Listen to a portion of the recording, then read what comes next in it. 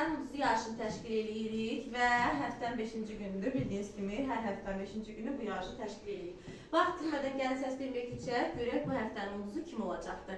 Və onu da qeyd edeyim ki, Orxandır, Onurdur, Mehraçdır, Natiqdir, Hüseyndir, Muraddır və Aynişandır. Bunların adı çəkilməyəcək, yəni bu uşaqların adı çəkilməyəcəkdir. Çünki onlar artıq iştirak edirlər. Bir dəfə iştirak edir, bir də iştirak etmir. Aynişan kim seçsən? Səfəri. Fatoş kimi seçsən? Sümayəni. Rəsul kimi seçsən? Sümayəni. Sümayəni. Zəfər kimi seçsən? İsanı. İsanı. Kamil kimi seçsən? Fatoşu. Miraç kimi seçsən? Səfəri.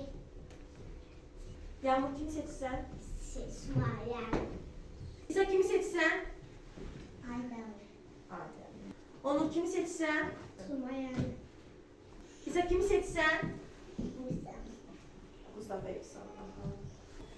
Uğur kimi seçsən? Musa. Mustafa İsa. Adem kimi seçsən? Sanı. Natif kimi seçsən? Sümayəni. Sümeyye kimi seçsən?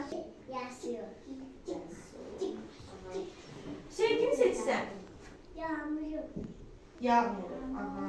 Deməli uşaqlar, 5 səs çoxluğu ilə Sümayə bu həftəmizin ulduzudur.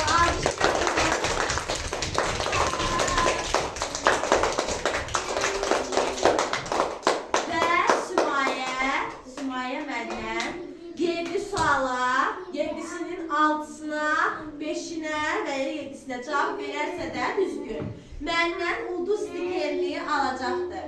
Gəlin vaxt itirmədən suallarımıza başlayaq. Sümayə birinci sualımız gəlir. Vətənimiz haradır? Azərbaycan. Aferin. İkinci sualımıza keçək. Deməli, paytaxtımız haradır? Aferin.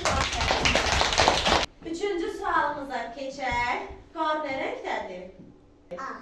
Aferin Sümayə. Dördüncü sualımıza keçək Sümayə. Dördüncü sualımızda o hansı fəsildir ki, o fəsildə çiçəklər açır, ağaclar çiçəkləyir, təbiət oyanır, canlanır və biz hal-hazırda həmin fəsli yaşayırıq. O hansı fəsildir? Yaz. Aferin Sümayə. Beşinci sualımıza keçək. Beşinci sualımızda bu hansı rəqəmdir? Aferin Sümayə. Altıncı sualımızda isə İşıqforun hansı ışığı yananda biz yolu keçirik? Hansı ışığı? Yaz. Aferin Sümayə.